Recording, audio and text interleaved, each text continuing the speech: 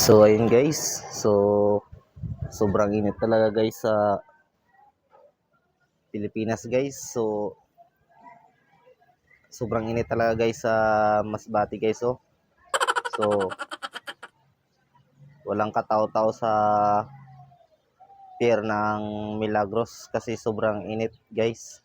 So ayan guys. Ayan. Wala ka masyadong makitang mga tao dito guys kasi sobrang init talaga guys. So ayan guys.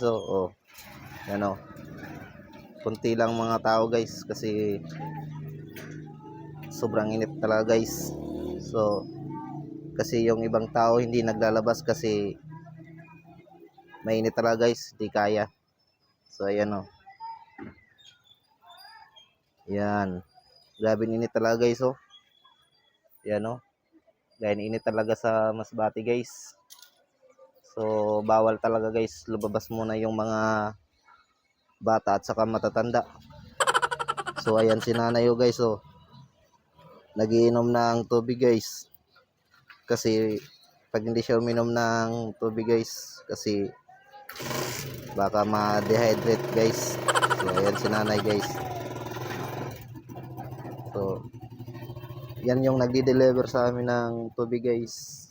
So natanghalian guys kasi yung kinukuha niya ng tubig guys, naubusan ng tubig guys. Pwede na. So ayan, kaka-deliver lang yan sa amin guys. So ayan, magdi-deliver naman yan dyan sa kabila guys.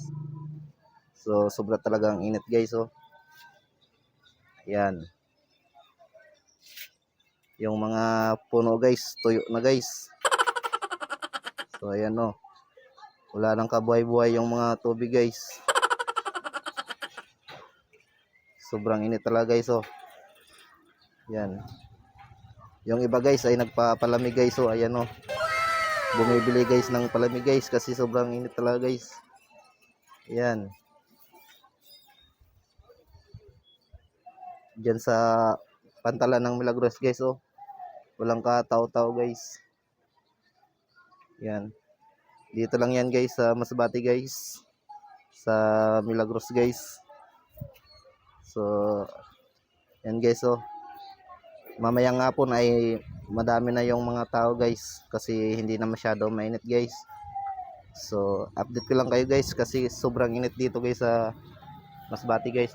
Yan yan, malakas talaga ang sikat ng araw guys. So sa mga hindi pa naglaba dyan, maglaba na kayo at i-bilad nyo na guys sa init guys kasi madali lang yan matuyo guys. So lalong lalo na po sa mga isda dyan, kung gusto nyo ibilad sa sikat ng araw, ibilad nyo na kasi malakas yung sikat ng araw guys, madali yan matuyo. So ayan si tatay guys. Nakahubad pa ng damit guys kahit sobrang init guys. So ayan may itim na yung likod niya guys. Yan si nanay may payong hindi ginagamit, alam niya na mainit. So ayan, ingat nanay. So ayan.